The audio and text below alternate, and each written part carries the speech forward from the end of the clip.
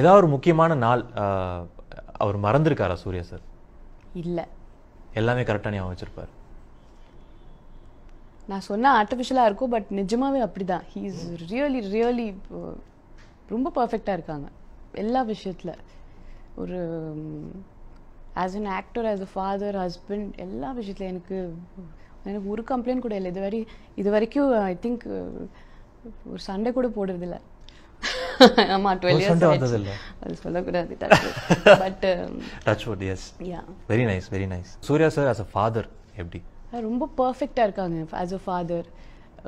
இது நான் சும்மா ஒரு இன்டர்வியூவில் சொல்கிறதுக்காக சொல்லலை, but he's a perfect father. இப்போ கூட நான் கார்த்தி படத்துக்கு we have come out station for shooting. So இது ஃபர்ஸ்ட் டைம் நான் ஒரு அவுட் ஸ்டேஷன் படம் பண்ணுறேன். இது உதாரணத்துக்கு நான் சொல்கிறேன் இது. ஸோ இந்த ஃபுல் 15 days இது ஃபர்ஸ்ட் டைம் நான் குழந்தைகள் விட்டுட்டு அவங்க அம்மா இல்லாமல் 15 days இருக்காங்க. So even I was very stressed. And Suriya சென்னையில் ஷூட் பண்ணுறாங்க. ஸோ வந்து 5:30 6 o'clock வீட்டுக்கு வந்துடுவாங்க. 6 நைட் வரைக்கும் அந்த பசங்க கூட இருக்காங்க. பசங்களுக்கு ஹீ ஃபீட்ஸ் தெம், தூங்க வச்சுக்கிறாங்க. 2 மூவிஸ் கூட்டிகிட்டு போனாங்க. நிறைய விஷயங்கள். He's a perfect father. அவங்களுக்கு ஸ்போர்ட்ஸ் டே, ஆனுவல் டே எது இருந்தாலும் அது கேலண்டரில் மார்க் பண்ணிவிட்டு அந்த டேஸ் ஷூட் பண்ண மாட்டாங்க. மே மாதம் ஷூட் பண்ண மாட்டாங்க, ஏன்னா தட் இஸ் வெக்கேஷன் டைம்.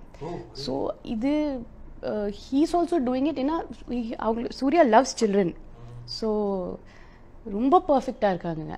எனக்கு சுற்றி இருக்கிற பீப்புள் சொல்லுவாங்க தட் உங்களை பார்த்துட்டு என் ஒய்ஃப் சண்டை போடுறாங்க, நீங்கள் எவ்வளோ பர்ஃபெக்டாக இருக்கீங்கன்னு. ஹீ இஸ் நிஜமாவே ரொம்ப பர்ஃபெக்ட். உங்களுடைய 40th பர்த்டேக்கு வந்து சூர்யா சார் வந்து பயங்கரமாக சர்ப்ரைஸ் கொடுத்தாரு அப்படிங்கிற விஷயம் கேள்விப்பட்டோம், நீங்களே சொல்லியிருந்தீங்க. என்ன மாதிரி விஷயங்கள் அந்த பர்த்டே பார்ட்டியில் நடந்தது? எனக்கு கடல் ரொம்ப பிடிக்கும், சீ சைடு. எனக்கு சின்ன வயசுலேருந்து ஒரு ஆசை தட் ஒரு சீ ஃபேஸிங் வீடு வாங்கணும்.